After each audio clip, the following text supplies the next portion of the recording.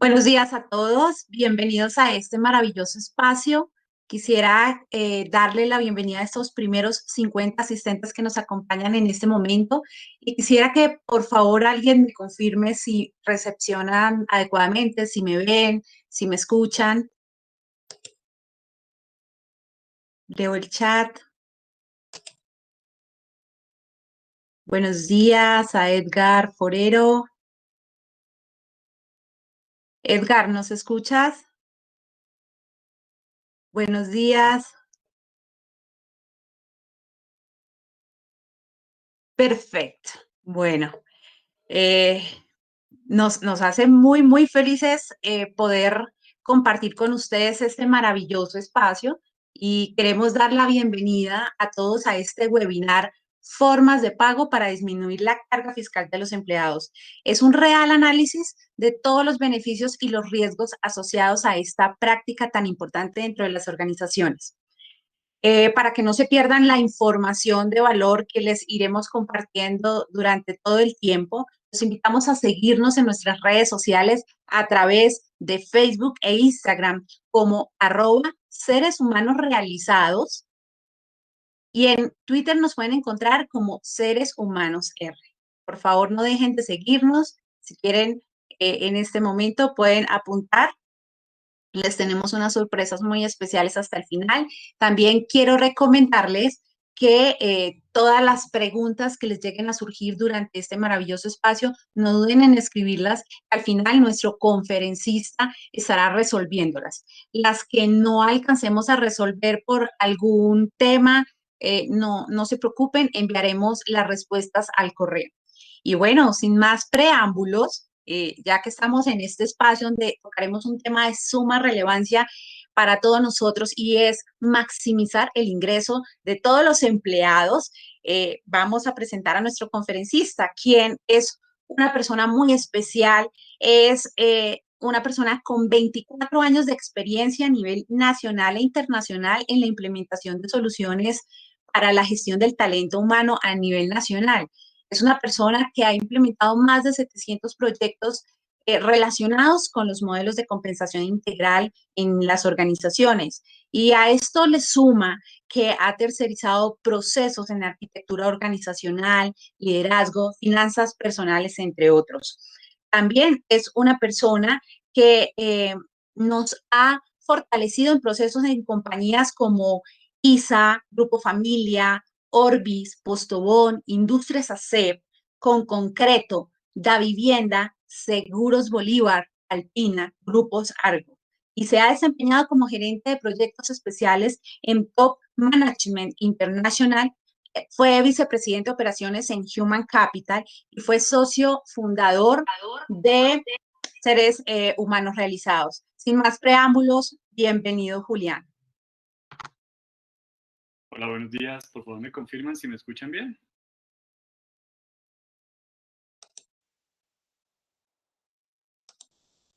A ver, Hola, Janet, Leo. ¿me estás escuchando bien? Yo te escucho, Julián. Quisiera que los asistentes, por favor, me confirmen la recepción, si logran escuchar a nuestro conferencista. Sí, te escuchan, te ven.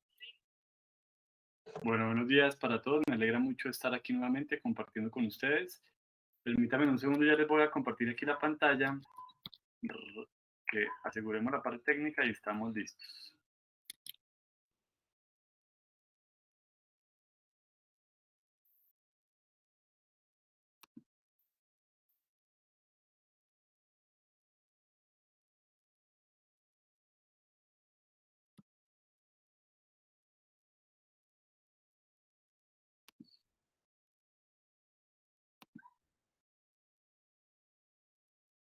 Bueno, ahí me están viendo, sí, la pantalla. Te vemos.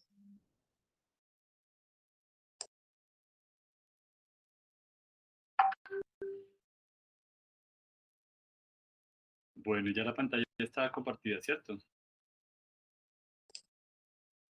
Sí, Julián, bienvenido. Ya puedes iniciar tu presentación.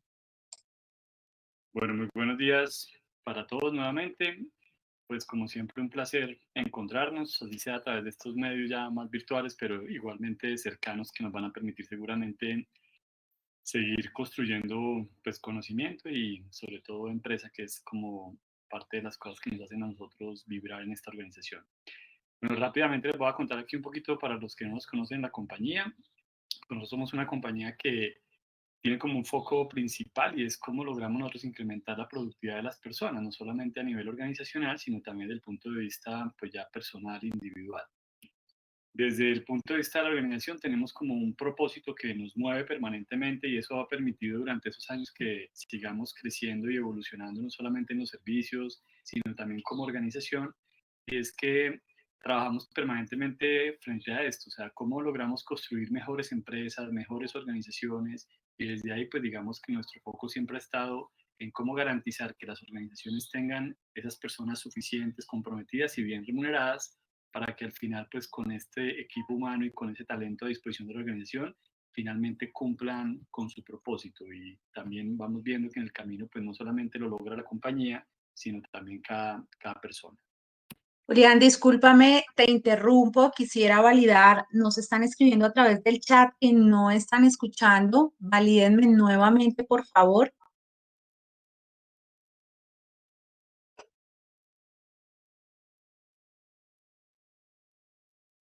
Podría ser una conexión de internet, pero quisiera validar si escuchan a nuestro conferencista.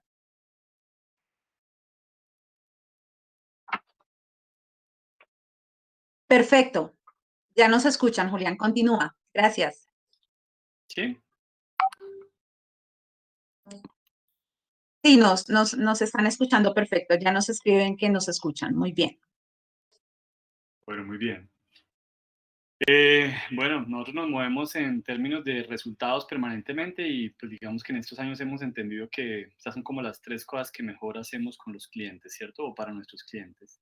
Por un lado, nos encanta, digamos, buscar formas y mecanismos siempre de cómo incrementar la organización esa capacidad para atraer, desarrollar y retener talentos, cómo generamos permanentemente eficiencia, que ya vamos a hablar un poco de eso, porque pues, yo creo que es como una balanza entre esos dos temas. Y finalmente algo que tiene que ver mucho cuando se habla de eficiencia y productividad es cómo realmente la organización a través de las personas que la componen incrementa esa capacidad para ser eficaz y eficiente en la implementación de la estrategia, que yo creo que ahí es donde está al final, pues digamos, el resultado más importante, ¿cierto? Y es que cualquiera que sea ese propósito, ese objetivo que estamos persiguiendo, cómo lo logramos ejecutar de la manera más eficiente. Y pues normalmente digamos que trabajamos como en tres grandes líneas de servicio. Nosotros trabajamos en temas de consultoría, en estos temas que están viendo ustedes allí. También tenemos temas de formación, también muy especializados en estos tipos de temáticas que estamos viendo y hacemos investigación permanentemente de prácticas y de tendencias del mercado. Nosotros entendemos que cuando se trata, digamos, de preguntas que uno tiene que responder adecuadamente en lo que tiene que ver con este capítulo, digamos, de lo que nosotros abarcamos. Y en ese sentido, pues digamos que nuestras soluciones siempre han estado muy encaminadas a cómo lograr en cada una de esas preguntas pues la mayor fortaleza para la organización. Lo primero es que pues yo tengo que tener muy claro por qué es aquello por lo que voy a pagar, inclusive por aquello por lo que voy a contratar a una persona y en ese sentido, digamos que acompañamos integralmente todo lo que tiene que ver con el diseño de las estructuras organizacionales, los dimensionamientos, los sistemas de medición que se vuelven un tema súper importante y ya desde el punto de vista obviamente de los cargos, empezar a entender realmente cuál es la tipología y el alcance de esos cargos que necesita la organización. Desde la segunda pregunta es cuánto pagar y yo creo que aquí cada organización tiene que ir madurando a una velocidad muy rápida en empezar a entender que lo primero le va a determinar lo segundo. Y en ese sentido, pues básicamente lo que hacemos es muchos acompañamientos en términos de algo que para mí cada día cobra más vigencia, que es la valoración de los cargos, de ahí obviamente toda esta construcción de las estructuras salariales, buscando siempre que tengamos, pues digamos, equidad y competitividad. Y algo que es fundamental es la construcción ya de esas políticas de remuneración pues muy articuladas con todos los demás procesos, porque pues finalmente la paga como tal está integrada a todo el ecosistema de procesos de gestión humana que tienen que estar alineados con esa intención de atraer y retener talento y obviamente generar productividad en la compañía. Ya desde el punto de vista del cómo pagar, pues resolvemos integralmente todas las diferentes componentes de la compensación, todo lo que tiene que ver bonos de resultados corporativos, esquemas de productividad, pues toda la parte de equipos comerciales y todos los esquemas de compensación flexible y beneficios a la carta.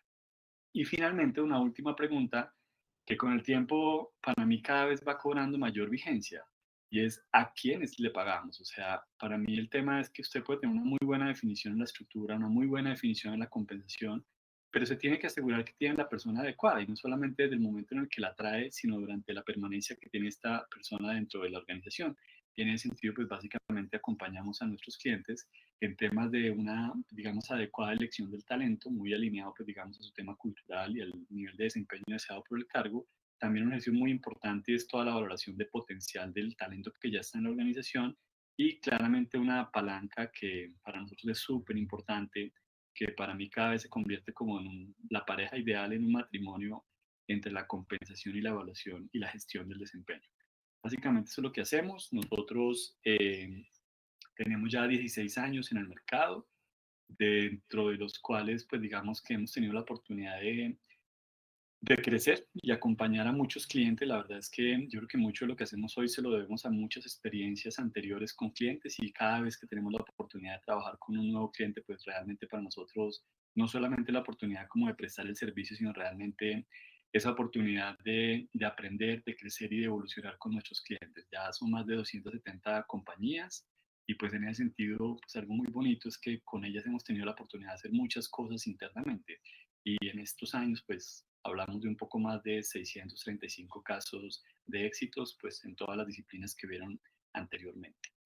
Esos somos nosotros. Dentro de todo este mundo de conocimiento está, eh, pues digamos, este tema.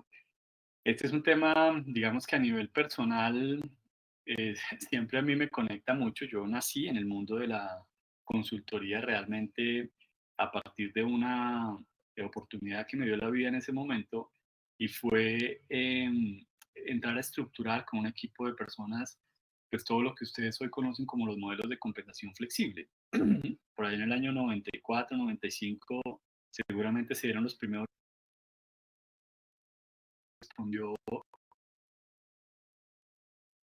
estar ahí y participar. Entonces, digamos que este tema de la parte de la compensación con todo el componente tributario ha sido, digamos, una disciplina que básicamente me ha acompañado prácticamente durante la gran mayoría de mi carrera profesional y por eso digamos que me hace muy feliz como de este tipo de espacios. Hoy pues obviamente tenemos un espacio de, pues digamos, de un webinar que básicamente vamos a estar con ustedes hasta las 9. Voy a intentar darles unas conclusiones muy importantes respecto a esto. Seguramente, pues digamos que no vamos a poder profundizar en cada tema como quisiéramos, porque realmente es un mundo supremamente profundo, pero mi expectativa realmente es que se lleven de aquí una información clara y que yo creo que es uno de los, digamos, aspectos de la remuneración que un empleador no puede descuidar, porque yo finalmente digo, pues una persona realmente cuando está en una organización es porque pues la organización hace parte de un proceso y de un proyecto de vida que tiene la persona. Y en algunos casos, una parte de ese proyecto de vida tiene el componente financiero. Y desde el punto de vista de la persona, pues no es importante realmente el cuánto se gana, sino realmente termina siendo importante es el cuánto recibe. Y en ese sentido, pues yo creo que hay que entender muy bien este mundo y de ahí cada organización ir decidiendo qué habilita, qué no habilita, qué se puede hacer y qué no se puede hacer, porque como vamos a ver ahora, realmente pues hay muchos elementos a considerar. Esta, digamos que es también un pequeño extracto, es una de las masterclass que utilizamos nosotros en la certificación de gerencia de la compensación, así que pues seguramente por ahí en el grupo vi muchos de nuestros exalumnos y para los que no lo son, pues yo creo que es una experiencia uno de reconectarse con mucha información y los otros también desde el punto de vista de la experiencia, ver cosas que como ha sido característico de nosotros siempre van mucho más enfocado al tema práctico. Entonces, voy a ir adelantando el contenido. Pueden ir poniendo en el chat las preguntas, ya Janet las va a ir como recogiendo y ahorita al final, pues no al final de la conferencia, pero más adelante les voy a dar un espacio para ir respondiendo algunas de ellas. Igual, por favor, si hay preguntas que no se respondan durante el espacio que tenemos acá, porque también el tiempo ahí va a estar un poquitico limitado, simplemente me las dejan ahí, que yo me comprometo a que les enviemos una respuesta por correo, que siempre, pues digamos que es lo que hemos hecho después de estos espacios tan importantes. Bueno, yo creo que arranquemos un poco arriba, ¿cierto? O sea, yo siento que es un arte. Es un arte porque hoy las organizaciones tienen que pagar bien, grandes como fuerzas que están metidas dentro del mundo de la compensación. Es una palanca para motivarlas y para comprometerlas. Y digamos que esa palanca pues tiene unas, digamos, directrices que no sé cuál de cada una de estas cosas termina siendo más exigente. Porque en todo el mundo que estamos actualmente, y en eso digamos que la compensación ha cobrado cada vez más fuerza, es porque ya no se trata solamente de la paga o de saber si usted ahí tiene a la gente toda igual, porque eso ya se rompió hace muchos años. Hoy realmente, ¿cuál es la exigencia detrás de esto? Cuando nosotros hablamos de tener personas, de atraerlas y sobre todo de comprometerlas, las organizaciones tenemos que ir entendiendo cada vez más que la forma en la que paguemos tiene que asegurar que se den estos principios y que estén impregnados ahí. Entonces yo digo, claro, necesitamos tener unas remuneraciones dignas para cada uno de los entornos y los mercados en los que nos movemos. Lo segundo es que cada vez más la gente nos va a exigir transparencia y es una transparencia en función de que estén claras las reglas de juego, ¿cierto? Una mundo que se juntan el tema de la claridad y es donde yo necesito como organización tener políticas claras. Yo sé que muchas organizaciones se han construido desde sus fundadores y en esa medida el socio y el fundador va teniendo una cantidad, digamos, de acciones frente a la gente en función de lo que él valora, pero llega un momento donde la organización va creciendo, o la organización se empieza a consolidar de una manera más fuerte y usted empieza a sentir que es muy importante tener las reglas claras. Una persona dentro de una organización, yo diría que hoy en día es capaz de entender que hayan diferencias en el trato, es capaz de entender que hayan diferencias en la remuneración, pero quiere tener claras las reglas de juego. O sea, ¿por qué yo soy tratado de esta manera y no de aquella otra? Y en ese sentido yo creo que a nivel empresarial le tenemos que perder cada vez más el miedo al trato diferenciado, pero ese trato diferenciado tiene que venir acompañado por una claridad y unas reglas de juego claras que nos permitan hablar realmente de equidad, porque la equidad está lejos de ser un trato igualitario, donde le tengo que pagar a todo el mundo igual. No, pueden haber elementos asociados al desempeño, a la misma tema cultural, al momento de vida que está viendo la persona, no solamente a nivel personal, sino dentro de la misma organización, que hagan que usted maneje ciertas diferencias. Entonces, ese concepto de equidad realmente yo creo que se consolida cuando usted logra que haya transparencia y claridad en las políticas de cómo se administra esto.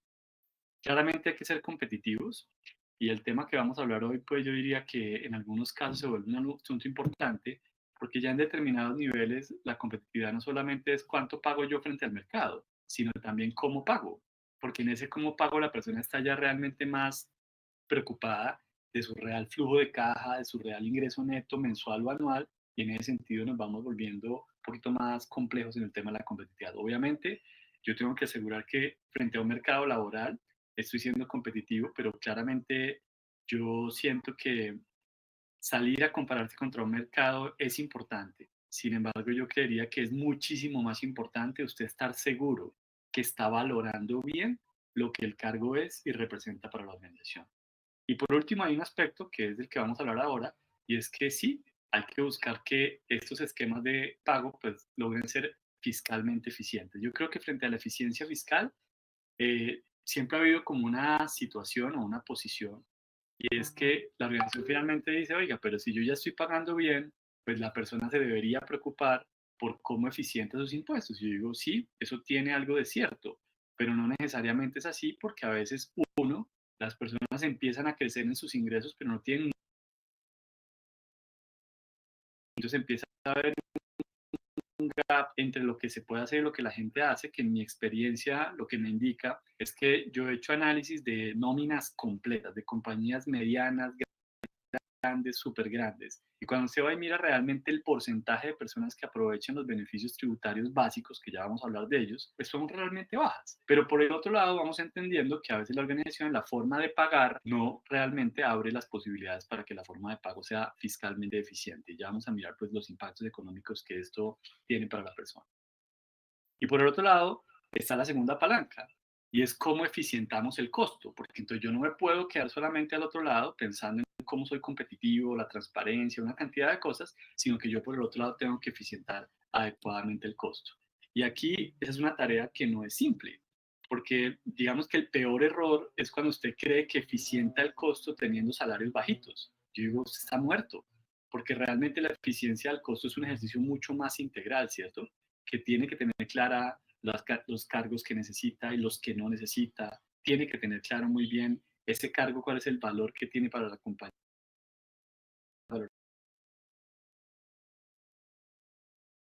Esquemas de pago adecuados en términos de que garanticemos que estamos siendo, tanto desde la estructura como en la forma de pago, muy eficientes. Y por último, viene un asunto supremamente importante, y es que hay que cumplir con la legislación laboral. Aquí yo a veces también les digo a las compañías que tienen que tener mucho cuidado, ¿no? Porque a veces en la forma de pagar y en el afán a veces de lograr mejorar el ingreso bruto o neto del empleado, nos vamos tomando a la ligera ciertos conceptos de remuneración y vulneramos unos principios que ya los vamos a recordar un poquitico desde el punto de vista laboral y desde el punto de vista tributario, que al final de cuentas me terminan a mí generando sobrecostos. Ya muchos de ustedes vivieron penosamente, digamos, desde el año 2013, lo que fue todo este proceso de fiscalización con la UGPP, que yo desde el comienzo, cuando salió esta ley en el año 2012, yo siempre sentí pues que ahí no había nada nuevo. Lo que había realmente era como, venga, cada organización tómese en serio la forma en la que está pagando. Y todavía sorprende pues que ya han pasado, no sé, 8 años de este tema y todavía tenemos ahí como ciertos temas. Entonces yo digo, cuando alguien tiene un empleado y paga y no tiene claro todo lo que tiene que cumplir desde el punto de vista de la legislación laboral y fiscal, está generando una contingencia en el tema del costo altísima, que pues derivará seguramente en una cantidad de multas. Y pues si a eso le sumamos ahora la nómina electrónica, pues yo creo que si usted no se asegura de que tiene bien hecho su esquema de remuneración y bien sustentado lo que hace, pues si antes, yo digo, la nómina electrónica para mí es como, ¿qué será? Un avance tecnológico de la DIAN para tener una capacidad de fiscalización mucho más eficiente. Y pues para mí, ahí ellos están haciendo la tarea adecuadamente. Entonces el problema no es si hago determinadas cosas, es cómo las hago. Entonces, esta conversación de hoy nos vamos a centrar puntualmente en un aspecto, y es desde esas diferentes formas de pagar y desde la perspectiva 100% del empleado, cómo podemos ir alineando esto. Obviamente no es este mismo análisis cuando yo tengo que hacerlo desde la perspectiva de la compañía, y obviamente hay otra cantidad de aspectos que vamos a mirar allí, pero en este específicamente, pues la invitación era a que compartiéramos alrededor específicamente desde las formas de pago y del impacto en el flujo de caja del empleado. No lo vamos a mirar desde el costo de la organización, sino exclusivamente desde el impacto, digamos, para el empleado. Rápidamente, no se les olvide, señores, el empleador tiene dos grandes, digamos, obligaciones tributarias, porque pues es el agente pagador y también es el agente retenedor. Entonces el empleado es el que está obligado a descontar adecuadamente la retención en la fuente. Y por el otro lado, pues digamos que el empleador tiene una responsabilidad, y es que él tiene que asegurarse que en la forma en la que está pagando lo hace adecuadamente, porque si no lo hace adecuadamente, pues el empleador finalmente pone en riesgo la posibilidad de deducir ese gasto en la declaración de renta. Entonces, pues hagan una cuenta supremamente rápida.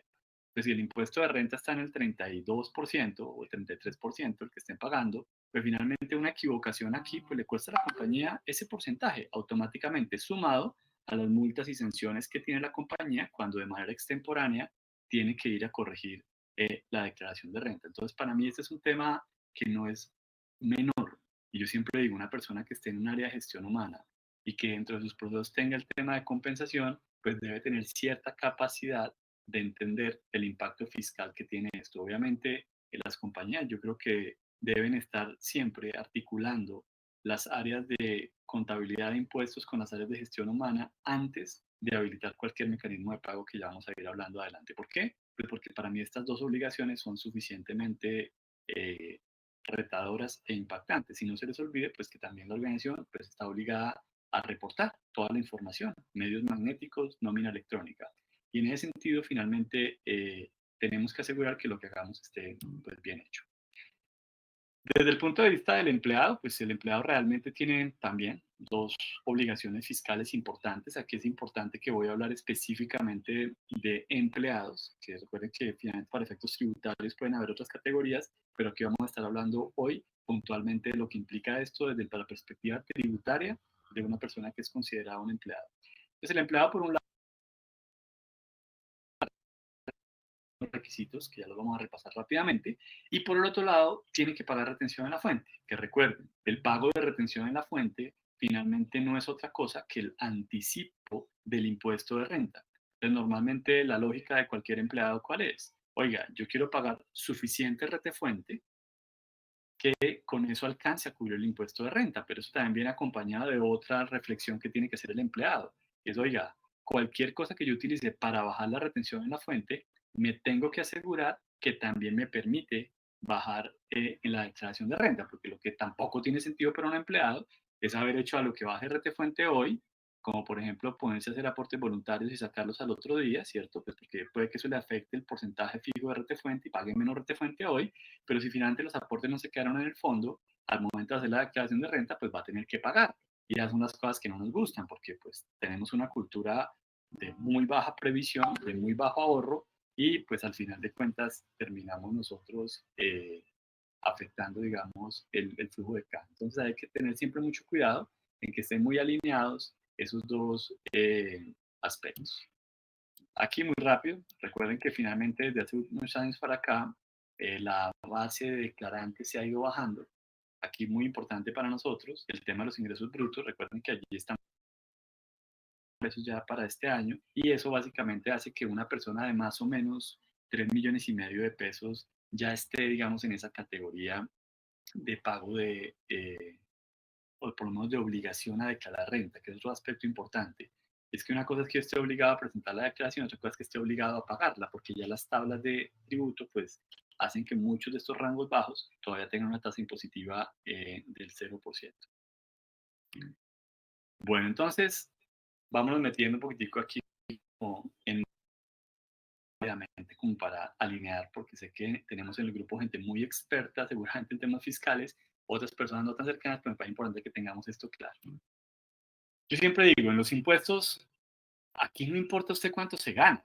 Aquí lo realmente importante es abajo, cuánto le quedó la base gravable. Porque cuando ustedes miren las tablas de renta y las tablas de retención en la fuente, todas están construidas es con la base gravable. Entonces yo lo que necesito aquí es saber cuánto fue mi base gravable.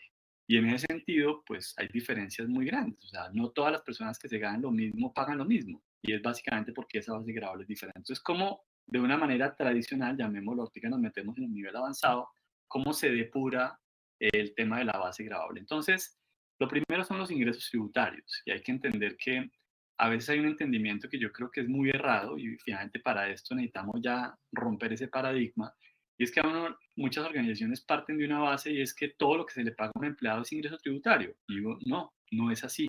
Pero realmente cuando yo tengo una estrategia de compensación muy típica, muy tradicional, pues sí, eso coincide.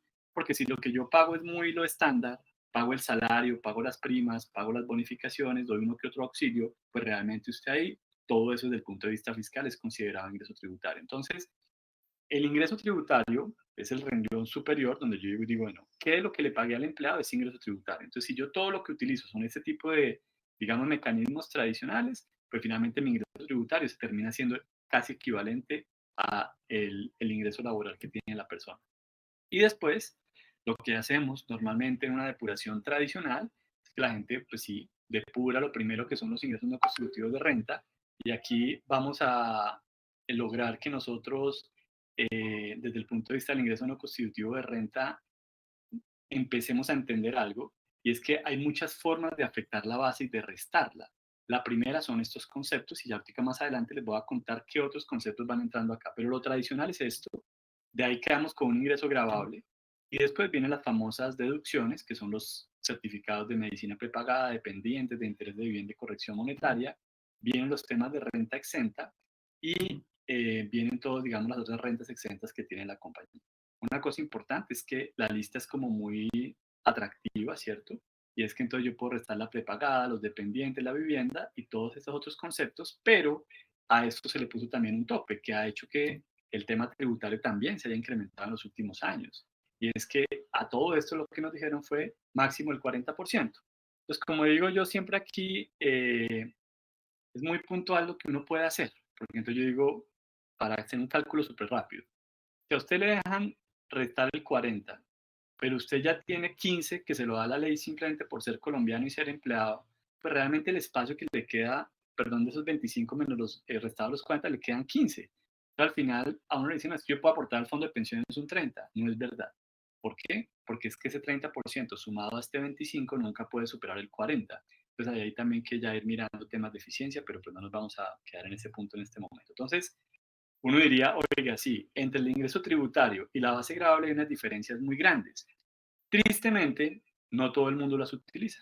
Entonces yo a veces digo, la primera estrategia para ayudarle a eficientar el ingreso tributario de una persona, hijo de madre, dele capacitación, entrenamiento permanente, y aquí es donde digo las áreas de nómina deberían ser más asesoras que cualquier otra cosa en estos temas, porque lo mínimo es que la gente haga uso de lo que hay acá. Como les decía, yo a veces veo que más del 60% de la gente que está en la población que paga retefuente no hace un aprovechamiento full de esta capacidad de descontar en la base tributaria. Entonces miremos esto en plata, ¿qué significa? Y aquí también para que empecemos a generar conciencia de algunos aspectos. Les voy a explicar rápidamente acá sobre la línea, digamos, roja. Estamos viendo un tema y es que aquí estamos viendo ya cuáles son las deducciones totales que una persona paga. Estos ingresos, esto está calculado en ingresos promedios mensuales. Entonces resulta que una persona, claro, una persona paga su aporte a salud del 4, paga su aporte a pensión del 4, es un 8, pero cuando yo cojo el ingreso promedio, recuerden que están las prestaciones, digamos que la tasa efectiva promedio de deducción termina siendo el 5.8%. Aquí ya empiezan las personas a tener ya aportes al Fondo de Solidaridad y demás. Pero miremos aquí un tema importante.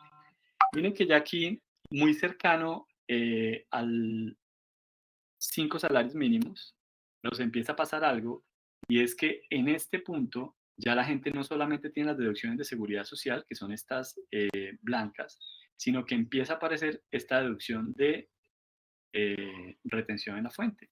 Entonces miremos cómo aquí ya la seguridad social sumada a la retención en la fuente nos lleva a una tasa impositiva de un 9.3.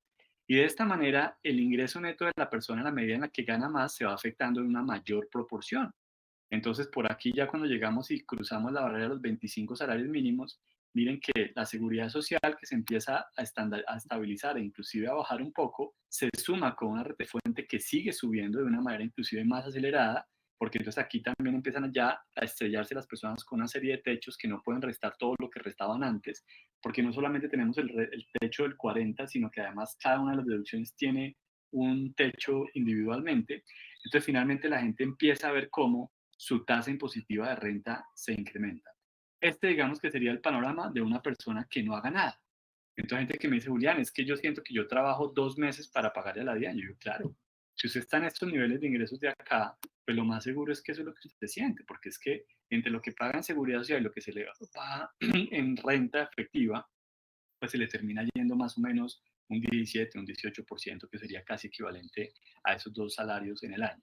Entonces, esta línea roja, digamos que sería la línea roja, sobre la cual están estructuradas muchas de las planeaciones que hay en el tema de captación de impuestos, porque estamos previendo que mucha gente no hace uso de los beneficios y por lo tanto esa es su tasa de renta. Entonces, yo como digo siempre, uno se prepara mucho para ver cómo gana más plata, pero usted no se prepara mucho para ver cómo hace un uso más eficiente de la plata, ¿cierto? Que ese es el eterno problema que tenemos en las finanzas personales de nuestros países. Y aquí es donde la gente tiene que empezar a mirar cómo optimiza. Entonces, sin entrar mucho a fondo, aquí el asunto es que cuando la persona empieza a hacer un uso completo de las deducciones anteriores, o sea, copa el 40%, llamémoslo así, de las deducciones que tenemos acá, empieza a pasar una cosa muy importante. Y qué pena, me voy a volver acá. Si se dan cuenta, esta línea azul, cuando yo no hago nada, a partir de 5 salarios empieza la retefuente a aparecer. Pero cuando las personas empiezan realmente a hacer un uso, miren que ya si yo utilizara todas las deducciones, yo realmente haría que la retención en la fuente se me mueva, casi que empieza a aparecer por allá de los 5 o 6 salarios y obviamente empieza en una curva que es muy progresiva, pero empezó más tarde. Y si lo miramos en términos reales, la persona entonces que aquí no hacía nada, que sigue siendo la línea roja, ya utilizando al máximo los beneficios, que es esta segunda línea gris que ustedes están viendo acá, entonces básicamente ya empezamos a ver que hay una diferencia, ¿cierto? Y es que entre una tasa impositiva total de un 10%, la persona pudo llegar a una tasa impositiva del 8.4 o del 9.5 comparado contra el 12 que tenemos acá. Y multipliquen eso, porque es que yo digo, una diferencia entre el 12 y el 9.5, pues básicamente estamos hablando de 2.5 pesos porcentuales sobre cada peso que gana la persona en ese nivel de ingresos, que si yo lo multiplico por 12, pues estamos hablando de casi un 30% de un salario mensual. Y yo creo que esas son cosas que son muy importantes. Pero ustedes están viendo aquí qué pasa, que la seguridad social se estabiliza, pero el crecimiento de la retefuente sigue siendo exponencial. Sin embargo, entonces miren cómo las brechas se van ampliando. Miren que aquí ya hablamos, por ejemplo, de una diferencia entre un 14 y un 17, ya son 3.5 pesos mm, por cada 100 que se gana la persona. Entonces digo, esto es muy importante. Y por acá arriba ya empezamos a ver diferencias casi de un 5% que pueden representar casi medio salario al año. Recuerden, aquí no hemos hecho nada sofisticado. Aquí lo único que hemos hecho es aprovechar los incentivos. Entonces yo digo, primera tarea en una compañía, revise su gente qué tanto utiliza. Y yo creo que en el mundo en el que estamos hoy, donde hay tanta competitividad afuera, ojo, que esos 50.000, 100.000 o 500.000 pesos más que está buscando la persona en flujo de caja, no necesariamente tienen que venir de un incremento de salario, podrían venir de un buen uso de esto. Y aquí yo creo que las compañías tenemos que tener un papel como más protagónico. Miremos acá esa misma brecha, pero ya desde el punto de vista de los salarios integrales, que prácticamente es la misma, que simplemente es el que no hace nada en un salario integral, es esta línea roja que está arriba, mucho más, digamos, estable, porque claramente el salario integral pues ya tiene metidas las prestaciones sociales y demás, eso hace que la gente en términos reales pague un poquito más, porque finalmente ahí está metida la cesantía, que en el otro escenario hay una parte de ella que está exenta, y aquí también ya se logra una estabilización. Entonces miren que aquí vamos viendo cómo desde el salario mínimo integral que está acá son prácticamente 4 puntos porcentuales de diferencia, que esto multiplicado por 12 es medio salario al año. Y esa diferencia se va sosteniendo, ya en la medida en la que los salarios son más altos se amplía y ya cuando rompemos barreras de los 35 o 50 salarios mínimos, miren cómo la barrera es cada vez más grande por un efecto, y es que la exponencialidad en el tributo allá es muy alta y la seguridad social inclusive empieza a pesar menos porque ya nos topamos hace rato contra el tope de los 25 salarios mínimos. Entonces digamos que aquí tenemos parte de la problemática, ¿cierto? Y es que efectivamente el porcentaje de tributo que hacemos solamente en seguridad social y retefuente, porque a esto habría que sumar el tributo que hacemos en impuesto del consumo, en IVA y demás, es supremamente alto en Colombia. Y desde ahí, pues yo digo, desde el punto de vista de la nómina y desde el punto de vista de la compensación, hay que empezar a ver entonces qué cosas podemos ir haciendo. Recuerden, por favor, las preguntas me las van dejando en el chat y con mucho gusto, Artica, les voy a dar un espacio allí para que las resolvamos. Igual sé que es mucho tema, entonces, pues, bienvenidas todas las inquietudes. Eh, Desde el punto de vista, entonces, de lo que podemos hacer, yo siempre creo que uno tiene que tener una premisa clara. O sea, cualquier cosa que usted vaya a hacer desde el punto de vista de una forma de pago a un empleado buscando un beneficio tributario, primero hay que entender muy bien eso desde la perspectiva desde el mundo laboral, de qué estamos hablando, cómo nació, de qué se trata. Entonces, en ese sentido, yo digo, nuestra legislación desde el punto de vista laboral es muy amplia y muy generosa en cuanto a las diferentes formas de pago. Y aquí es donde yo digo disciplina número uno. Una persona que gerencie compensación tiene que dominar esto. ¿Por qué? Porque estas son las herramientas que desde lo laboral la legislación nos va permitiendo, y aquí es donde posteriormente pues nacen todos esos esquemas de pago variable, de beneficios, de una cantidad de cosas. Pero aquí está como el sustento básico. Entonces yo digo, desde lo laboral, muy resumidito, uno diría, tenemos obviamente el sueldo, tenemos la posibilidad de hacer pagos por resultados, comisiones, incentivos, bonificaciones. tenemos temas de prestaciones legales, la prima, la cesantía, los intereses, los subsidios de transporte, ese tipo de cosas entran acá, la dotación, están también las vacaciones, ¿cierto? Tenemos una posibilidad y es tener o no dentro de nuestros paquetes de compensación prestaciones extralegales, ya digamos a discrecionalidad de la compañía, tradicionales como las de Navidad, vacaciones, aguinaldos, la del pescado, bueno, hay muchas prestaciones extralegales. Eh, También tengo la posibilidad de crear beneficios y en ese sentido la norma no nos regula en cuanto al tipo de beneficio, ¿cierto? Porque puede que hace un tiempo, seguramente 2 años atrás, si alguien me dijera que un beneficio era darle ayuda psicológica a la familia de los empleados, pues eso no sonaba mucho. Yo creo que hoy en día muchos de ustedes ya han incorporado en eso, ¿cierto? Y son prácticas de beneficios, de bienestar, que todas van entrando acá. Y digo, la legislación te va a permitir hacer muchas cosas, no solamente desde lo económico, sino desde temas no económicos, emocionales, días adicionales de vacaciones, bueno, muchas cosas. Y hay otra forma de pago que es finalmente el salario integral. Y yo puse aquí algo que yo siempre digo lo mismo, o sea, pues si ya aquí hay un abogado laboralista, me va a decir, Julián, usted está loco, ¿por qué metió las herramientas de trabajo ahí? Yo digo, yo sé que eso está mal puesto, por eso está en rojo, no se me estresen. Y es que yo digo, pues la herramienta de trabajo no es una forma de pago. Sin embargo, cuando yo miro la totalidad de cosas que le pagamos a un empleado, yo digo, venga, organicemos bien esto porque hay ciertas cosas que le damos a la persona que efectivamente son una herramienta de trabajo, pero por física pereza administrativa o por una mala concepción del riesgo y una cantidad de cosas, preferimos llamarlas auxilios, que está en el capítulo de los beneficios. Y entonces yo digo, pucha, muy bacano, le hiciste la vida muy fácil, puede que desde el punto de vista laboral se sienta uno más tranquilo, pero es que yo digo, venga, que eso no es nada menor. Me acabas de convertir un concepto que no era un ingreso para el empleado en un ingreso para el empleado. Y si eso le va a incrementar su base tributaria, va a pagar más impuestos. Y no solamente sobre ese pago, porque recuerden que el impuesto es un porcentaje sobre el ingreso total. Entonces terminas incrementándole al empleado. Entonces, cuando yo hablo de las herramientas de trabajo acá, es porque yo digo, es otra forma de entregarle al empleado y también a la inversa. Ojo, porque es que a veces entonces decimos, no, la solución, yo no sé por qué, en qué universidad enseñan esa vaina, pero hay dos cosas que la gente tiene en la cabeza. La gente cree que por llamarle beneficio a algo ya lo blindó, como con un halo de protección, y entonces esa vaina no es salario, tampoco es ingreso tributario. Digo, no, no, muchachos, despacio, vamos a analizar.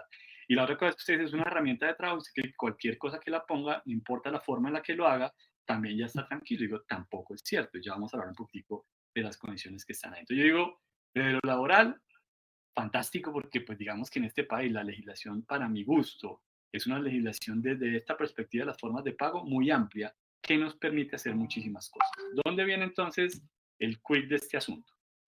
Primera cosa importante, usted tiene que saber qué es ingreso desde lo laboral y qué no. Ya les dije puntualmente las herramientas de trabajo. ¿Por qué?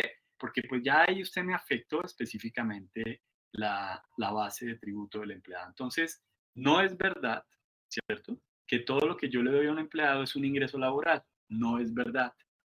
Habría que entrar a analizar ya cada concepto en cuáles sí o en cuáles no. Pero entonces, el primer paradigma que hay que romper es ese, que todo lo que yo le doy a un empleado es un ingreso laboral. Es falso. Y desde ahí tenemos que empezar a aprender a clasificar esos dos mundos, que tampoco pues ya vamos a ir viendo un poquitico adelante porque pues no en este espacio vamos a profundizar ahí tanto. Y después viene otra cosa que es fascinante, digo yo, desde el punto de vista laboral en Colombia. Y es que estos ingresos laborales, ¿cierto? Sí son sujeto de otra clasificación. Entonces yo primero tengo que separar qué es un ingreso laboral y esto que sí fue un ingreso laboral, después vengo y me pregunto, oiga, de eso, ¿qué es o no constitutivo de salario? Y en eso pues hay criterios, ¿cierto? Para definir muy bien ahí lo que tenemos. Entonces, como estamos hablando de lo fiscal, no me va a quedar mucho acá. Desde el punto de vista laboral, la norma todavía más amplia. Y es que nos dicen, vea muchachos, independientemente de si eso es o no constitutivo de salario, usted tiene muchas formas de entregarlo. Y la norma lo que nos dice es, usted puede entregar eso en dinero, en especie, puede ser un pago fijo, variable, directo, indirecto, y nos abren todo el espectro. Entonces, cuando yo estoy hablando de formas de pago, necesito desde el punto de vista laboral que entendamos, primero, de esa forma de pago, qué es y qué no, desde el punto de vista del ingreso, porque claramente digamos que aquí, por ejemplo, todo lo que está en el mundo de los ingresos de la herramienta de trabajo estaría en esta categoría de los no ingresos. Y todo lo que sí es ingreso laboral tengo que aprender a saber Si eso no es salario, lo cual ya vamos a ver ahora que para nosotros se vuelve un poquito indiferente en lo tributario, y tengo que empezar a entender que puedo utilizar muchas formas de entregar esos recursos. Y eso, desde el punto de vista laboral, es un habilitador supremamente importante. Esta es la óptica laboral, ¿de acuerdo? Pero como estamos en una charla tributaria, pues vámonos para la óptica tributaria. Lo que pasa es que yo tengo que entender esto nace como aquí y después me tengo que ir al mundo tributario. Entonces, no se preocupen, no se les dañó el computador ni el celular, la cosa se puso negra porque claramente es otra óptica y es la tributaria. Entonces, vamos a hablar de lo mismo, pero con otros lentes, porque el racional fiscal es totalmente diferente al racional laboral. Entonces digo, muy bonita la casa organizada desde lo laboral, ahora venga, organicémosla bien desde lo fiscal. Y ya desde lo fiscal hay otro tipo de clasificaciones que son diferentes. Entonces, finalmente las formas nos dicen, haga lo que quiera, salario, primas, vacaciones, prestaciones, beneficios, eso es laboral, entréguelo como quiera, eso es laboral, a mí no me interesa, venga, yo sí le digo a mí qué me interesa desde el punto de vista tributario. Entonces ya desde el punto de vista tributario nos metemos en otras categorías diferentes, que ya las vamos a analizar. Y es, oiga, ¿qué sí es un ingreso tributario y qué no? Porque aquí vuelve y se rompe esto. Recuerden, ¿dónde empezamos a depurar la base de gravable? Lo primero que nos preguntamos arriba es el ingreso tributario, no el ingreso laboral. Entonces hay cosas que si yo las pago, no son ingresos para el empleado. Y uno dice, oiga, entonces ya la base es menor, por consiguiente la tributación va a ser menor. Claro, es un tema muy simple de entender desde ahí, pero yo tengo que empezar a aprender a clasificar muy bien. ¿Qué cosas de estas que doy, independientemente de la forma como las doy, si son o no un ingreso tributario para el empleado? Y finalmente después nos dicen, bueno, entonces venga, le explicamos a la DIAN. A la DIAN no le importa usted qué está pagando. Usted tiene que asegurar eso desde el punto de vista laboral, que esté bien hecho. Y efectivamente, si es un salario y demás, pues tiene que hacerlo bien. Y después la DIAN dice, bueno, la forma, digamos que es un poco transparente para ellos qué sí quieren saber. Venga, eso que usted paga ya en la forma de entregar, me voy a quedar en este capítulo porque aquí es donde está el quick de este asunto. La DIAN lo que nos dice es, venga, muchachos, ustedes eso me lo puede clasificar en 3 categorías o 4, ¿cierto? Puede que ahí hayan cosas que no son ingreso tributario para el empleado o que son un ingreso que la DIAN, por la legislación que hay en el estatuto tributario, lo tiene definido como un ingreso no constitutivo de renta, o ya está definido como una renta exenta, o es una deducción. Y aquí es donde entonces empezamos a conectar con el mundo de la compensación. Porque entonces, si yo desde lo laboral tengo la posibilidad de entregar cualquiera de estas cosas a través de estas diferentes formas, puede que la forma en la que estoy entregando algo me permita que desde el punto de vista fiscal sea clasificado de una manera diferente. Entonces hay gente que me dice, Julián, es que el sueldo, ¿cómo se entrega el sueldo?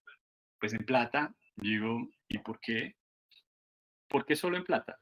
Si la norma dice que se puede pagar en dinero y en especie, o todos los que tienen empleada el servicio y tienen el contrato donde le dicen que la habitación y lo que se come es parte de su salario, ¿qué es eso finalmente? Salario en especie. ¿Y por qué tiene que ser solamente usado en ese segmento? Podríamos utilizarlo en toda la compañía, pues obviamente siempre y cuando le encontremos sentido, que ya vamos a hablar un poquitico de eso. Entonces yo digo, miren, cuando usted aborda este mundo de formas de pago, tiene que aprender a diferenciar esto desde lo laboral, ¿qué es? ¿Es un salario? ¿Es una prima? ¿Es un beneficio? ¿Qué es? Y después tiene que empezar a entender que en la forma de entregar esos conceptos es donde están las oportunidades realmente de generar una eficiencia tributaria. Entonces, esas 4 categorías, para que las vayamos mirando, entonces uno dice, Julián, las herramientas de trabajo. Entonces empecemos a hablar un poquitico de ellas, porque digo, en total, pues yo diría que hay como mínimo 12 o 13 formas de pago diferente que tendrían algún tipo de beneficio fiscal. Entonces, qué pena, me voy a volver un segundito acá. Entonces yo digo, ojo, si yo atrás en lo laboral, ¿cierto? Dije que las herramientas de trabajo no eran ingreso laboral, pues ni siquiera se pregunten si es un ingreso tributario, porque pues ya la pregunta sobra, eso ya no está ahí.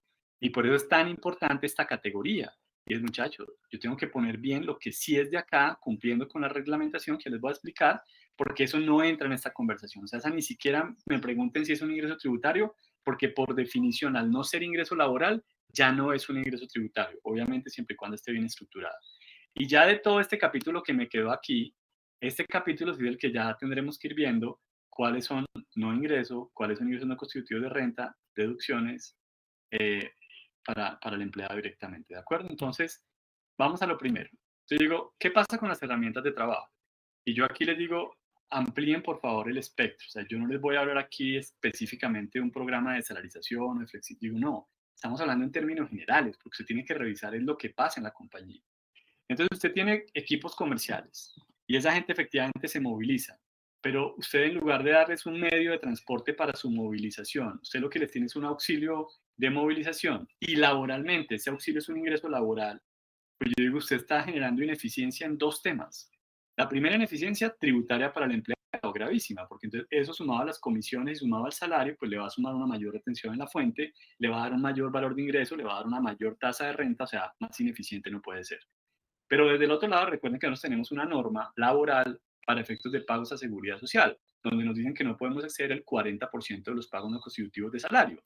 Entonces, si usted una herramienta de trabajo, en lugar de ponerla como herramienta, me la puso como auxilio y además es no salarial, se me está consumiendo un 40% que la organización podría hacer uso de eso de una manera mucho más eficiente, ya mirándolo desde la perspectiva del costo laboral.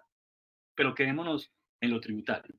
Entonces, aquí desde el punto de vista de lo tributario, en las herramientas de trabajo que tenemos, los medios de transporte, la gasolina, tenemos el vehículo, inclusive la moto, tenemos temas asociados al mismo mantenimiento y a los impuestos. Entonces, aquí entran muchas cosas cuando asignamos carros, bien sea a través de un renting o de un leasing, o si la gente se tiene que movilizar. Yo digo, todas esas alternativas están ahí.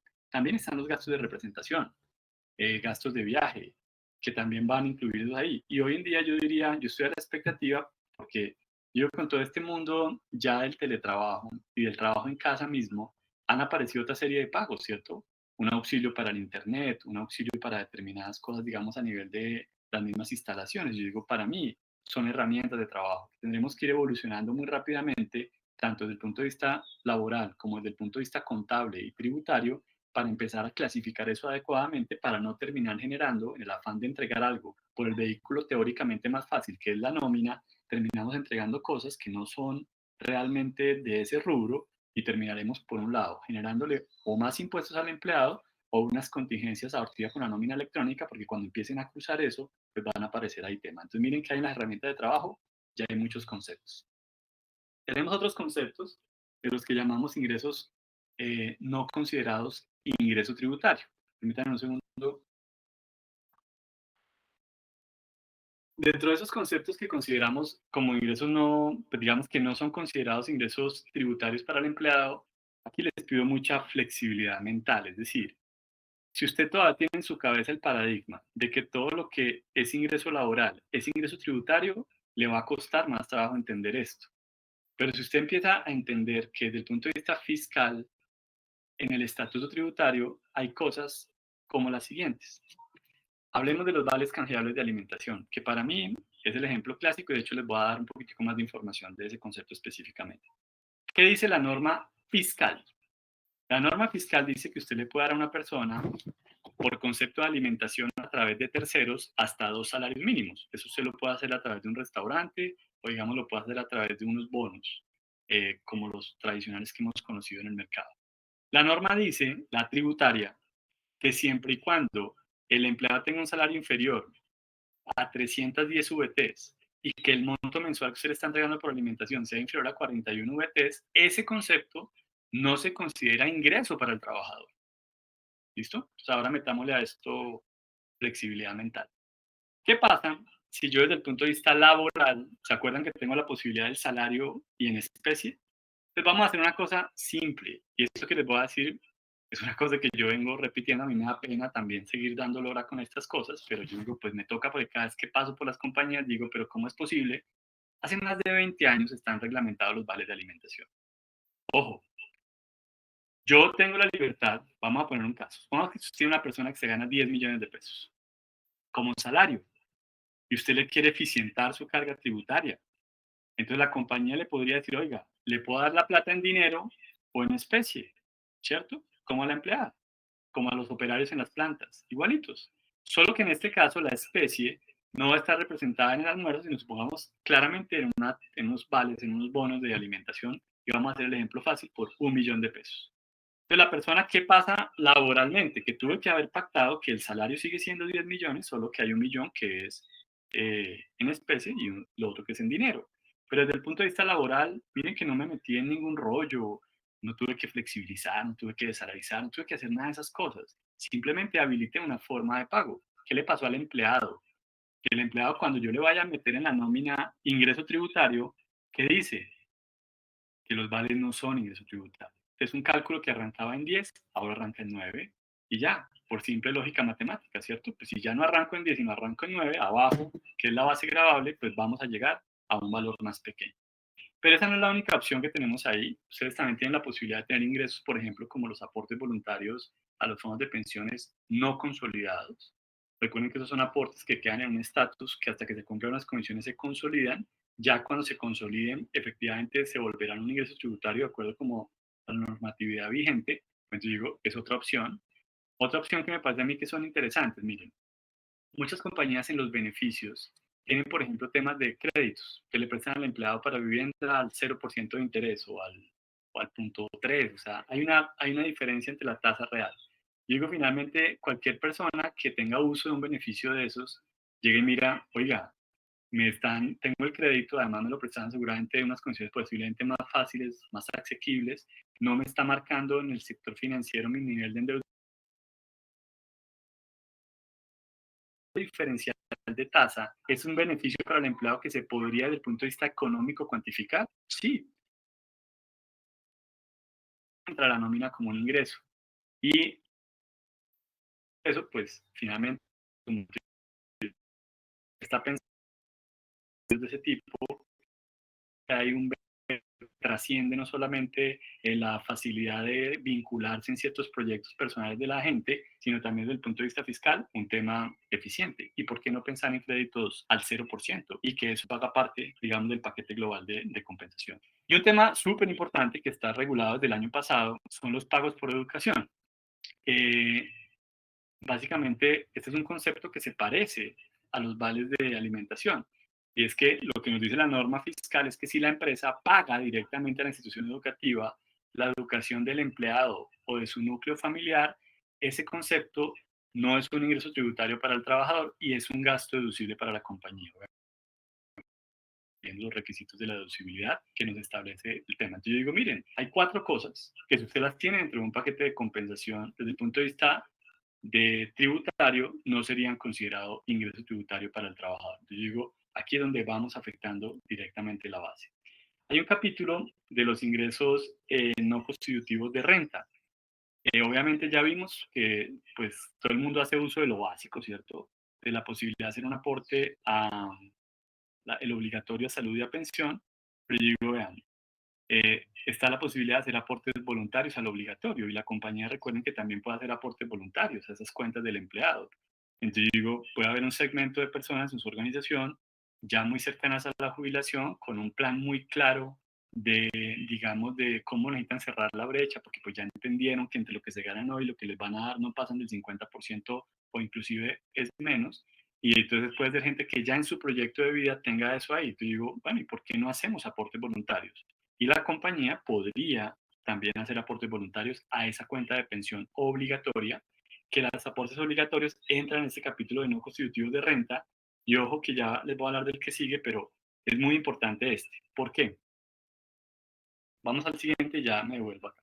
Recuerden que tenemos el mundo de las rentas exentas, ¿cierto? Entonces, en el mundo de las rentas exentas también están los aportes voluntarios, pero ¿se acuerdan que eso está limitado a un 40%? Digo, si finalmente una persona, entre el 25 que le da la norma, y supongamos que ya cogió los vales y demás, pues ya inclusive es un 40 más chiquito, pero entre el 25 de la norma. Si es una persona que tiene un crédito hipotecario, que tiene dependientes económicos y un plan de salud, es altamente probable que solo con eso ya copo el 40%. Entonces los aportes voluntarios a las pensiones voluntarias dejan de ser una alternativa. Es ahí donde los aportes voluntarios a la obligatoria, como ingresos no constitutivos de renta, se vuelven una opción interesante. Obviamente, pues hay que hacer un ejercicio de planeación financiera, pero pues digamos que como mecanismo funciona perfectamente. Y en las rentas exentas también tenemos los pagos, digamos, de aportes voluntarios, que pueden sumar en algunos casos, ya así consolidados, y están los temas de los pagos de medicina prepagada, porque recuerden finalmente, hay una cosa importante con estos conceptos. Ellos van a sumar como ingreso, pero después van a restar ahí abajo.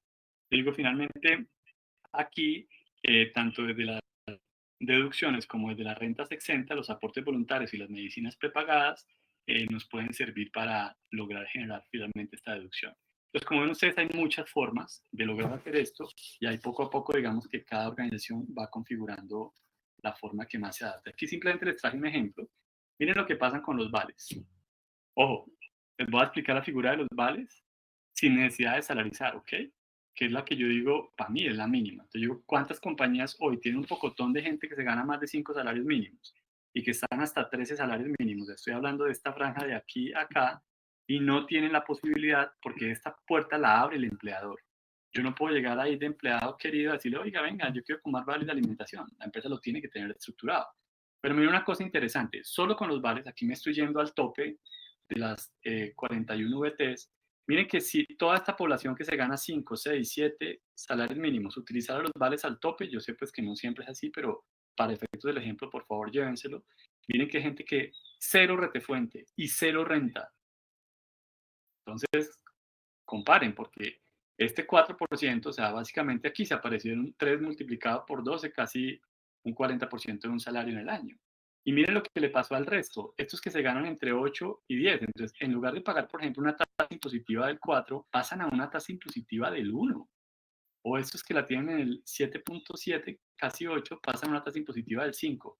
Este gap que está aquí, que es el tema, solo se logra simplemente implementando vales de alimentación. Esto es en el caso de los salarios ordinarios. Oye, Julián, es que mi gente ya está súper eficientada, pero no usamos vales. Y muchacho, hágale, porque entonces usted ya logró mover la línea hasta 6, ¿cierto? Pero miren que igual, entonces si la gente utilizara vales, mire cómo hasta 8 siguen estando en renta fuente y mire las tasas de renta efectiva que la gente lograría si hace un uso de los vales de alimentación. Entonces, para mí, entre estos 13 salarios mínimos y hacia atrás, yo digo, aquí hay un vacío, que si las organizaciones habilitan ese tipo de pagos, que hoy en día además son electrónicos, funcionan en las plataformas, o sea, eso ha evolucionado mucho en su práctica, pues yo creo que fiscalmente supremamente eficiente. Y en estas épocas de la pandemia, que el mercado subió tanto, hasta muchas veces esos 41 vetas, que es como 1,5 millones de pesos mensuales, puede que la gente se lo consuma entre mercado y restaurante. Ahí estamos hablando de alimentación exclusivamente. En los salarios integrales pasa lo mismo. Oiga, la gente que se gana más de 3 salarios mínimos todavía los puede usar. Claro, porque las 310 VT les va a permitir aquí. Entonces digo, miren, todo esto es un aprovechamiento que se puede hacer en el tema de los vales de alimentación, ya sea que la persona tenga muy eficientada o no su carga impositiva. Porque mire este que es el que la tiene ya eficientada, pues ya había llegado al 5.8 porque hace uso de todas las deducciones, pero ya si le metemos todas estas cosas, pues llega todavía más abajo. Entonces, aquí simplemente es para que se hagan una idea de temas que se pueden implementar. Y recuerden, son herramientas. Oiga, Julián, es que esto, ¿cómo lo puedo hacer? Yo digo, pues hay muchas maneras que ya les voy a mencionar adelante. Entonces digo, ¿dónde se logra la máxima eficiencia tributaria? Y aquí hagamos un paralelo. Si usted está parado en el mundo tradicional, mire lo que hacía. Cogía el ingreso tributario y finalmente restaba lo que acabamos de decir. Pero si yo ya me meto en este mundo de las formas de pago, miren lo siguiente. Aquí está el ingreso tributario, pero usted aquí atrás ya afectó la base con dos cosas, haciendo un buen uso de las herramientas de trabajo y utilizando conceptos que no son considerados ingreso tributario, como el caso de los vales, los pagos por educación, todo lo que les mencioné hace un momento. Si de aquí para abajo usted ya empieza, usted ya eficientó. Pero si además en los no constitutivos de renta metemos temas como los aportes voluntarios a las obligatorias, y si aquí también usted ya tiene incorporados temas como aportes voluntarios y demás que hagan que la gente cope el 40%, ahí es donde logramos la máxima eficiencia fiscal. Y a eso es lo que la organización, digamos que conceptualmente, creo yo, de una manera responsable y haciendo muy bien el análisis de riesgo que ya lo vamos a mirar adelante, debería abrirle la posibilidad a los empleados. Entonces yo digo, ¿cómo se materializa esto? Muchas maneras, ¿cierto? Simplemente usted puede crear beneficios. Yo podría crear hoy una compañía, me dice, Julián, quiero crearle un beneficio a mi gente. Puede que usted diga, bacano el beneficio de alimentación, chévere, y no me quiero enredar con los bonos, con los restaurantes, le voy a dar a la gente algo en bonos, y ya sé que los bonos no solamente la gente lo percibe como un ingreso real, sino que eso es fiscalmente bueno. Y digo, fantástico. Si en tus beneficios quieres montar un beneficio para cerrar brechas de pensión, si quieres de los beneficios inclusive, miren los temas de educación que le tienen que prestar mucha atención a eso. Muchas compañías ya tienen programas de educación. ya tienen programas porque pagan la educación del empleado, pagan la educación de los hijos, tienen convenciones colectivas. Yo les pregunto, ¿ya revisaron si esos pagos de esos auxilios caben en el capítulo de pagos por educación con beneficio tributario? Porque si la respuesta es sí, eso no hay que hacer nada. Eso es lo que tiene la tarea bien hecha en la nómina. Y es dejar de grabar esa plata siempre y cuando ahí estén cumpliendo con los requisitos que planteó la norma. Entonces miren que en el mundo de los beneficios, muchas cosas. Claramente están los programas de, digamos, de salarización y de compensación flexible, que yo siempre digo, en últimas, son pagos de beneficios, solo que nacen de un ejercicio de salarización, pues que eso tiene unas implicaciones y unos riesgos, ¿cierto? Porque claramente ya cuando se tiene un empleado en un salario de 100 pesos y lo baja, cualquiera que sea el escenario que utilice, pues eso va a tener un impacto en la gente, dependiendo ya del tipo de programa que usted haya implementado, porque pues no solamente puede que le baje la red de fuente, porque también le bajó las prestaciones o no, puede que también le haya bajado la seguridad social. Yo digo, ahí cada compañía tiene que ir viendo bien esto cómo lo hace. Yo creo que les voy a dar una perspectiva de estos para que lo tengan ahí presente. Y a mí hay una forma que la gente me dice, Julián, es que vamos a usar estas cosas para entregar el variable. Entonces yo les digo, sí, pero ojo, porque es que, pues hablemos de variable rápidamente. Entonces, variable es un incentivo, sí. Variable es una bonificación, sí. Pero entonces recuerde que yo vengo desde el punto de vista laboral, ¿no es cierto? Entonces, ojo que a veces la gente me dice, no, Julián, es que entonces a los vendedores les pusimos un incentivo y entonces en lugar de esto le damos unos bonos de alimentación. Ok, chévere. Desde el punto de vista fiscal. Y puede que eso al empleado le haya bajado su retención en la fuente y fantástico.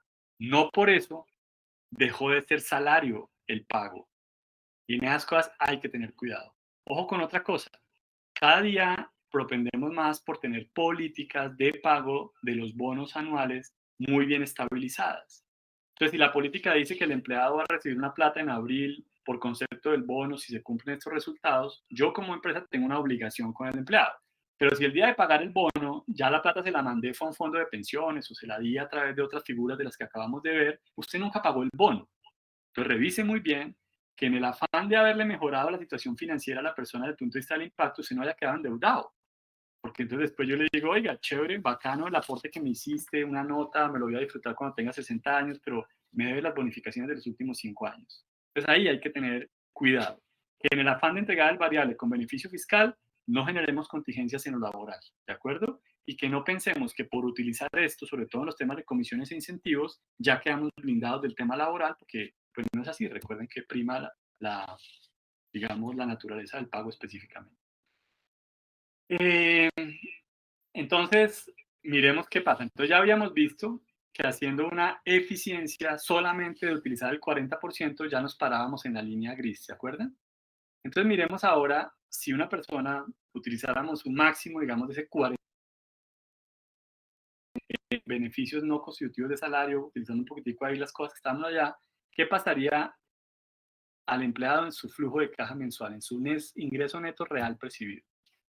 Entonces, yo digo, miren, para una persona que se gana menos de 2 salarios mínimos o hasta 2 salarios mínimos, toda esta vuelta, aquí la línea amarilla es qué pasa, yo le monto un esquema de flexibilización, de compensación flexible, que recuerden, es un esquema donde yo tengo unos beneficios no salariales, pero yo compensé económicamente a la persona para que no perdiera plata en la prima, en las cesantías, en sus intereses, en el caso, digamos, también de la pensión, le estoy manteniendo los aportes en una combinación entre obligatorios y voluntarios. Y por otro lado tengo los pagos no constitutivos de salario puro, que es donde ya uno dice, bueno, con no constitutivos de salario puro, que es, ya muchachos, es un paquete de beneficios normal, con ese paquete de beneficios nosotros simplemente sabemos que es no salarial, no pagamos prestaciones, no pagamos nada, y está bien, depende cómo haya nacido, ¿de acuerdo? Digo, si hoy tengo un salario y me vas a sumar 30 pesos de beneficios que no tenía, chévere. Pero si yo me gano 100 pesos, me vas a bajar a 70 y me vas a dar 30 de no salarial, pues no es tan chévere, porque yo ya tenía prestaciones, tenía una pensión, y ahí es donde está como tal la diferencia. Entonces, me voy a parar en el segundo escenario, donde la persona lo desalarizo, ¿cierto? Por las razones que sean, como para que miren. Entonces yo digo, vea, la compensación flexible, o sea, en lugar de pagarle 100 salario y haberlo planteado, claro, aquí apenas es un 1%. Aquí hay un pico, si ustedes se dan cuenta, y es que la gente se gana un 8% más. ¿Por qué? Porque cuando usted coge una persona que se gana 2.1 salarios mínimos, él había perdido derecho al subsidio legal de transporte. Obvio, si usted le pasa un 30% allá, pues automáticamente el solo subsidio ya es un incremento del 6, casi 7%. Y pues digamos, obviamente la gente gana. Pero miremos qué pasa acá. En 5 salarios mínimos, usted dice, oiga, vamos a montar un esquema de compensación flexible para beneficiar a la gente, pero pues ya vimos, la gente no tiene retefuente. La gente al final, ¿qué se ahorra? Se ahorra la partecita que paga en salud y en estos que ya pagan fondo de solidaridad pensional. O sea que en términos reales, toda esa estructuración de un programa de flexibilización aquí, ¿para qué fue? Para que la gente lograra mejorar un 1.38 su flujo de caja mensual. Y aquí es donde yo digo, vengan, revisen bien los análisis de costo-beneficio cuando van a montar esquemas de compensación flexible. Porque claramente, pues yo digo, esto tiene una operatividad, tiene una serie de riesgos que yo digo, por un 1% en el empleado. Y aquí que no estamos hablando de eso, pero si lo miro desde la empresa es el 1%. Digo, pucha, ahorrarse un 1% del costo de la nómina, creo que hay formas más eficientes de hacerlo, menos riesgosas y menos aparatosas de administrar, pero bueno. Después usted se va subiendo acá y me dice, sí, claro, aquí ya la gente, como ya lo veíamos, aparece la retefuente, pues se les empieza a aliviar. Y claramente, entre más alto sea el salario, pues el incremento es mayor. Entonces uno dice, claro, ya sumado a la eficiencia, tengo una oportunidad adicional. Ojo con esta línea roja. Es que usted lo que hizo fue montar una cosa no salarial y ya. Y sobre todo si viene un esquema de salarización, pues definitivamente, desde el punto de vista de caja, la persona pierde, porque usted le quitó las prestaciones. Al quitarle las prestaciones, ya usted lo mira desde el punto de vista de caja y pierde. Claramente, si el escenario, repito, es que tengo mi salario y me vas a montar unos beneficios nuevos, cualquier cosa que me des ahí va a ser bien recibida porque todo va en adición. Pero cuando desalarizo puro, pues claramente aquí hay un impacto gravísimo en términos de flujo de caja. Que miren que apenas por aquí, después de los 11 salarios mínimos, es que a pesar de desalarizarlo, entre el beneficio que obtiene la gente, porque como ya no tienen ahí, el beneficio que tiene la gente en renta es tan importante que eso le empieza a compensar el hueco que le dejaron las prestaciones. Pero entonces yo digo, mire que es que ya son salarios muy altos, ya estamos hablando de 10 salarios mínimos para arriba. Aquí tenemos un grupo ya de personas que básicamente ya con el tema del salario integral, pues pasa exactamente lo mismo. Hay unos beneficios. Claro, al ser salario integral ya no tengo prestaciones, por lo tanto la desalarización no me quita caja en ese sentido. Y miren que ya son esquemas que se mantienen ahí. Pero aquí podemos ver gente que logra casi un 8, un 9%, que esto multiplicado por 12, pues es un salario al año. Entonces yo digo, son temas interesantes que vale la pena analizar. Yo, personalmente, digo desde hace muchos años para acá, a mí me parece que montar esquemas de compensación flexible en salarios inferiores a 10 salarios mínimos no tiene sentido. Porque yo creo que con el uso de algunas de estas herramientas, los vales y otras cosas, usted logra el impacto en la gente fiscalmente. Y trabaja con una población arriba que sí está muy afectada, pues porque ya vieron las tasas de renta que se manejan en estos grupos. Aquí entonces, por un lado tenemos un tema muy importante, que usted tiene que hacer esto bien hecho para que lo deduzca en la nómina. Ojo con el tema de que usted en el afán de dar pagos no tributarios desconozca la regulación laboral para no tener problemas con la UGPP. Ojo con el empleado, yo siempre les digo lo mismo. Yo aprendí algo muy chiquito de unos abogados muy importantes de este país y siempre me dijeron que las demandas laborales más importantes que se pagaban en Colombia venían de los altos directivos. Entonces digo, cuidado, porque entonces una vez en el afán de mejorar ahí la renta de ellos, mete en riesgo la compañía. Entonces digo, vamos a hacer cosas bien hechas, hay que asegurar que se hagan cumpliendo todos los requisitos de deducibilidad desde el punto de vista laboral. Y cuando usted hace esto y no lo maneja bien, la gente finalmente, si se siente que por hacer esto perdió en otro lado, pues va a bajar su compromiso. Y una cosa que yo he visto históricamente, miren, yo llevo más de 23 años en esto, yo tuve la oportunidad de montar compensación flexible en muchas compañías. O sea, yo creo que yo fácilmente desalaricé por ahí unas 25 personas. Por más de que uno quiere explicarles que no pierden, les cuesta. Y yo digo, obvio, la gente no entiende ni el esquema de pago tradicional o otro. Entonces hay que trabajar mucho de reforzar estos esquemas con comunicación para que esta insatisfacción no se traduzca después en focos sindicales y otras cosas. Ojo, también con el tema de la reputación, ¿cierto? Porque hoy en día está pesando mucho el tema de la marca empleador y me parece que hay un aspecto muy importante y es, ojo, con el tema de cultura, porque a veces terminamos haciéndole mucho daño a la organización en el largo plazo, por a veces de una manera no adecuada incentivar prácticas que después destruyen valores organizacionales. Yo digo, si usted va a hacer esto, mucha coherencia con los valores, mucha coherencia con el manejo laboral, con el tema tributario y pruebas administrativos muy consistentes. O sea, Aquí la gente de nómina, de contabilidad, de impuestos y de gestión humana tiene que estar absolutamente alineada, porque no es un tema tan... No.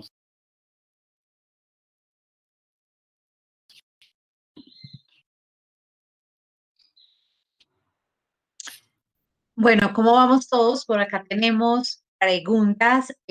Una de ellas es, ¿los auxilios de estudio que la empresa brinda a los colaboradores se puede tomar como parte del salario? O sea, a ver, lo que pasa es que esta pregunta tiene un componente laboral, no tan tributario, pero voy a responderla. Si tú pagas un auxilio a una persona y ese auxilio no lo tienes pactado como no constitutivo de salario, se entiende que es salario. La legislación no excluye de la base salarial. La legislación lo que dice es que tú tienes la posibilidad de pactar como no salarial algo. Entonces, si yo pago un auxilio y nunca lo pacté como no constitutivo de salario, en una demanda te lo van a asumir como si fuera un salario. Entonces, para que el auxilio no sea salario, debe estar pactado. Bien Bien, sea en el contrato, si es una convención, tiene que estar excluido, digamos, del ingreso constitutivo de salario, pero tiene que haber un pacto entre el empleado y nos están pidiendo un ejemplo de cómo pagar una herramienta de trabajo en la nómina.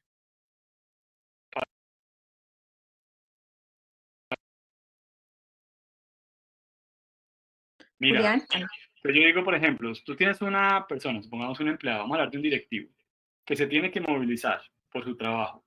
Entonces digo, si en lugar de darle el salario al 100%, tú le das, por ejemplo, unos vales de gasolina y está justificado desde las funciones y responsabilidades del cargo, tienes una política, la descripción del cargo dice que él tiene que movilizarse, al final a él le van a llegar 500.000 pesos que los va a utilizar para el combustible, pero esa sería una típica herramienta de trabajo que dada como medio de transporte no debería ser considerada ni ingreso laboral ni debería sumar para efectos de red de fuente. ok, una pregunta más antes de continuar con la conferencia y las demás las iremos enviando las respuestas a los emails registrados. ¿Los vales de alimentación desde el punto de vista fiscal tienen topes? Sí, tienen dos topes. El primero es que la persona que lo reciba no se puede ganar más de 310 VTs y el monto mensual que le entregues por concepto de vales de alimentación a un empleado no puede superar los 41 VTs. Si respetan esos dos topes, eso es por empleado, ¿no? Si respetan eso, no serían ingresos tributarios para la persona. Ok, yo creo que para que alcancemos a brindar toda la información que les tenemos preparadas, continuemos. Gracias, mira, y nada, al final les voy a hacer ahí un regalo que espero que les pueda servir. Yo sé que este es un mundo muy amplio, de pronto para los que quieran profundizar va a ser un regalo espectacular. Ya ahorita al final se los cuento y les voy a robar aquí unos minuticos agradeciéndoles pues ya toda la atención que nos han prestado, básicamente para contarles que pues esto, como les decía al comienzo, hace parte de las masterclass que tenemos en la certificación, donde pues obviamente abordamos de una manera mucho más integral esto. Estamos en pleno proceso de inscripción de la certificación arranca la de este año, va a arrancar en julio y están pues cordialmente invitados. La certificación pues básicamente nosotros que lo que quisimos hacer aquí hace unos años fue coger todo este conocimiento que no es tan teórico, sino muy práctico, y era cómo lo entregábamos realmente, pues porque a veces uno quisiera impactar más organizaciones y no alcanzamos. Y aquí la idea fue cómo formamos cada vez mejores profesionales en las áreas de gestión humana, en las áreas de compensación, que tengan realmente un criterio más amplio de todo el mundo de la compensación, en los diferentes esquemas de pago y en la legislación, para que realmente le ayuden a las compañías a que esto sea una ventaja competitiva. Una de las capacidades organizacionales más importantes en los próximos años desde el punto de vista de los negocios va y seguirá siendo la compensación. Yo creo que aquí es un tema, digamos, donde nosotros lo que hemos querido es como ampliar ese criterio. Obviamente todas estas herramientas de compensación yo digo que tienen que ayudar a que si yo tengo profesionales más integrales en la compañía, pues desde el punto de vista de qué le ofrecemos a la gente para atraerlos, seamos más eficientes, desde el punto de vista del costo laboral también, cómo protegemos esa fuga de talento en esas rotaciones no deseadas, cómo se incrementa la productividad. Ya vimos ahora hay una cantidad de riesgos legales, pero no solamente en esto, sino en todas las prácticas, cómo los mitigamos. Y como les acabé de contar pues hoy un poquitico en esta masterclass de hoy, pues básicamente hay una cantidad de incentivos que hay que aprovechar, y no solamente aquí fiscales, sino también ya desde el punto de vista laboral. Pero digamos que desde el punto de vista de las compañías, eso es como lo que hemos visto que más se han beneficiado, digamos, las organizaciones con los egresados. Y ya desde el punto de vista de la gente, pues yo creo que hay un grupo de egresados ya muy importantes, muy satisfechos. Yo realmente, pues creo que superaron las expectativas que teníamos nosotros en términos de lo que les queríamos dar en la certificación. Pero yo creo que en resumen, eso es un tema que les permite elevar una capacidad que para mí es escasa en el mercado laboral. A mí todo el tiempo me están preguntando por gente de compensación, y gente que realmente conozca el negocio y sepa de compensación. Yo digo que es la palanca estratégica más potente que tiene gestión humana. Entonces, para la gente que está formada en esto, pues realmente hay una oportunidad bien, bien chévere. Nosotros somos consultores, nosotros no somos una universidad. Y yo siempre he sentido que la consultoría va años adelante de la academia. Y básicamente lo que quisimos hacer con este programa fue simplemente estructurar, sí, obviamente un pensum y está todo el tema ahí, pero sobre todo fue garantizar como dos cosas que para mí eran importantes. Lo primero, que la gente que dictara la clase no fuera gente de libro, que la teoría de yo no sé quién y de sistema yo no. Necesitamos gente que esté enseñando desde lo que está haciendo. Tiene sentido, digamos, que quienes estamos al frente de las clases, pues mínimo tenemos 10.000 horas haciendo esto y lo estamos haciendo todos los días. Además, la competencia está evolucionando a una velocidad impresionante. Pues digamos que los maestros realmente somos más gente hechos en el día a día, en la consultoría, y desde ahí transmitimos. Y otro aspecto importante era que fuera muy práctico, o sea, que lo que se viera aquí no se quedara teórico, sino, venga, yo cómo me llevo, como lo que acabamos de ver acá. Yo espero que ustedes hayan, pues, digamos, aprovechado para tener claros tips, para ir a hacer cosas, para implementar, o mínimamente para darle una auditoría a lo que están haciendo hoy. Y de eso se trata, de que estas cosas no se queden en la teoría, sino que las llevemos realmente a la práctica. Entonces, la metodología está muy basada en casos prácticos, y realmente, pues ya en el escenario, pues creo que son muchos los problemas reales de la compañía que van resolviendo poco a poco las personas que están presentes en la certificación. Trabajamos básicamente en una metodología donde combinamos masterclass como estas, que se dictan 2 veces a la semana durante las semanas que dura el programa, que son casi 12 semanas. Eh, También tienen acceso ya a estos programas, que ya les voy a contar un poquitico de esto. Hay unos cursos que ya están grabados y la gente tiene acceso permanentemente a esto. Ya lo que para mí es algo supremamente valioso es que cada grupo se está generando una comunidad de práctica, que cada día va siendo gente que comparte información, y que claramente nos apoyamos entre todos para desarrollar como esta práctica al interior de las compañías. Abordamos integralmente, ese es como el contenido general que tenemos allí en la certificación. Son 9 módulos donde le damos la profundidad suficiente a cada cosa, que yo creo que también hay una cosa importante para nosotros, que realmente nos vayamos claros en lo que podemos hacer en cada punto de estos. Hay gente que quiere básicamente aprender a hacer inclusive curvas de salarios, análisis de equidad y competitividad, lo pueden hacer. Quieren diseñar la estructura organizacional de su compañía, montar esquemas de pago variable, diseñar modelos de pago para equipos comerciales o beneficios. Y algo muy importante es que también trabajamos mucho la comunicación, porque finalmente yo creo que esto ayuda demasiado a que yo a través de esto forjo cultura, y eso no se nos puede olvidar. Cuando yo estoy trabajando compensación, estoy trabajando la cultura y el aprendizaje organizacional.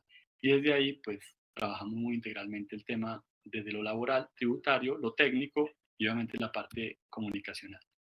Y ya para terminar, pues nada, un pequeño obsequio. Una parte importante de lo que vimos hoy ya está en un curso virtual mucho más completo. Obviamente allí ya está cada una de las formas de pago analizadas, cómo se debería manejar esto desde el punto de vista laboral, cómo se deberían hacer adecuadamente. Entonces lo que hemos querido también es empezar a poner al servicio de ustedes mucho de ese contenido. Entonces, para los que están aquí en el webinar, pues realmente, inclusive aquí estoy recibiendo unos chats de una cantidad de gente que no pudo entrar, o sea, realmente hoy superamos el volumen de personas, ya vamos a ver qué hacemos con ellos, pero nada, el que quiera, básicamente solo por hoy, va a haber un descuento en ese curso. El curso se llama Formas de Pago con Beneficio Tributario, es un análisis detallado de lo que acabamos de ver acá hoy en las formas. Ustedes ya van a poder entender muy bien para efectos de garantizar la deducibilidad que tienen que hacer, para garantizar desde el punto de vista de la compañía qué hay que hacer a nivel laboral, cómo mantenerlos bien, y también empezar a profundizar un poquitico más en los conceptos de las herramientas de trabajo y los requisitos fiscales para garantizar su deducibilidad. En eso es en lo que está enfocado ese curso específicamente. Ese curso tiene un costo normal de 550.000 pesos, pero para los del webinar puntualmente hoy va a tener un 60% de descuento, o sea que lo pueden adquirir por 220.000 pesos. La metodología es más o menos la que vieron aquí, está supremamente explicado, ya con más calma, se pueden detener en cada uno de ellos y ahí está el código de descuento. Igual Janet ahora les va a hacer llegar pues un correo con esta información.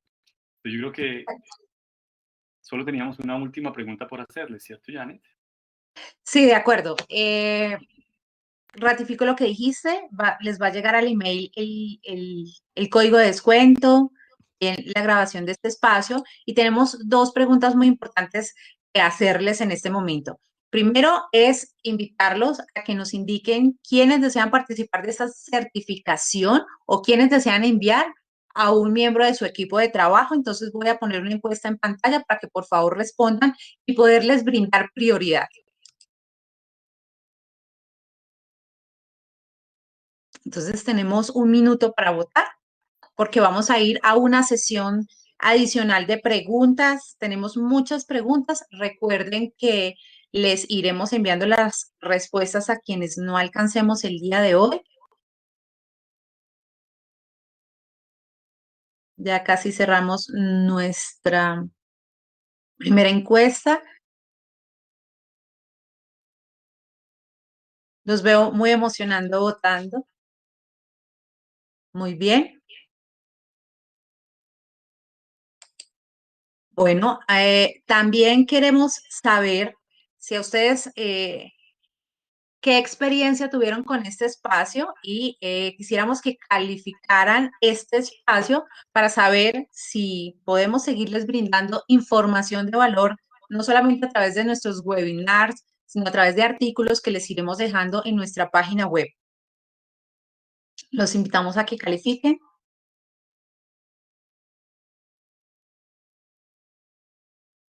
Wow, tenemos una muy buena recepción.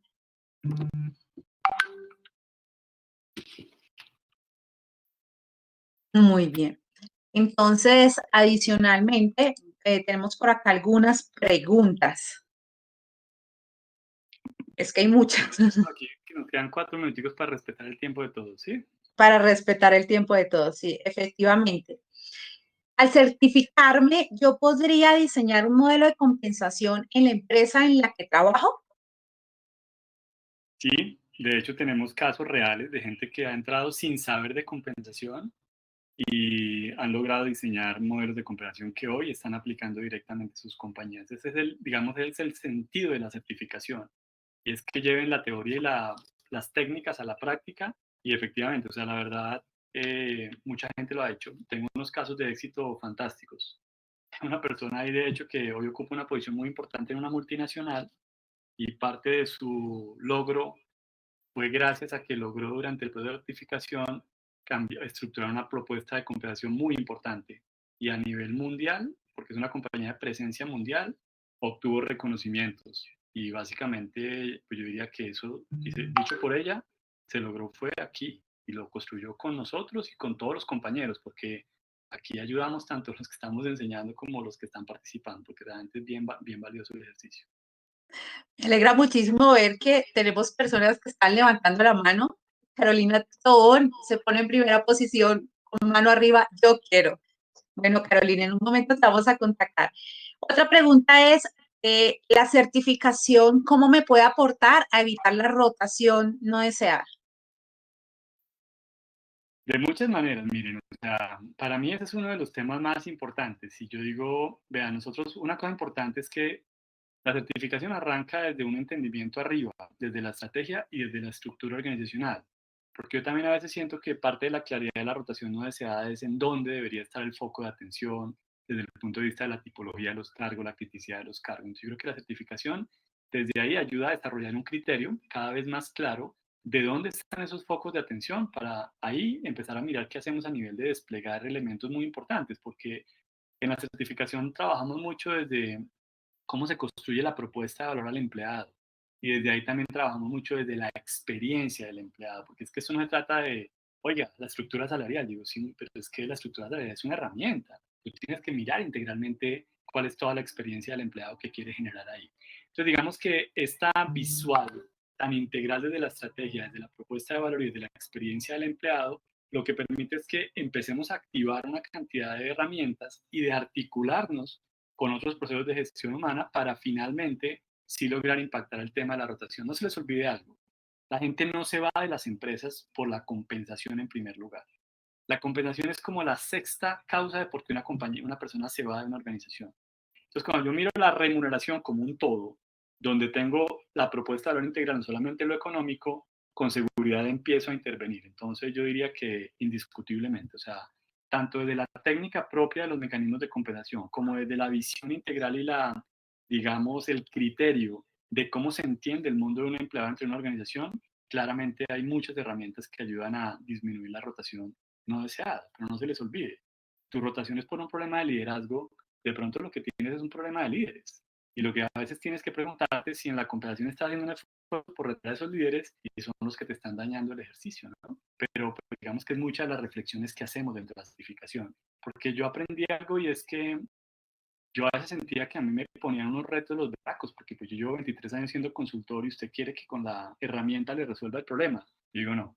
Y yo lo que buscaba en el programa es darles el criterio de cómo se van hasta atrás a entender otras cosas que tienen que exigirle a la alta dirección en la estrategia, de cosas que tienen que exigirle a los líderes, a otros procesos de gestión humana, para que articulados con la compensación logremos eso. Pero la compensación sola no hace milagros. Y eso es parte de los criterios que se desarrollan mucho durante todo el programa. Bueno, son las 9:01. No sé si nosotros respetamos muchísimo el tiempo, pero es que acá hay una pregunta muy, muy importante. Y es todo este tema de beneficios fiscales que acabamos de ver, ¿cómo lo vamos a abordar dentro de la certificación?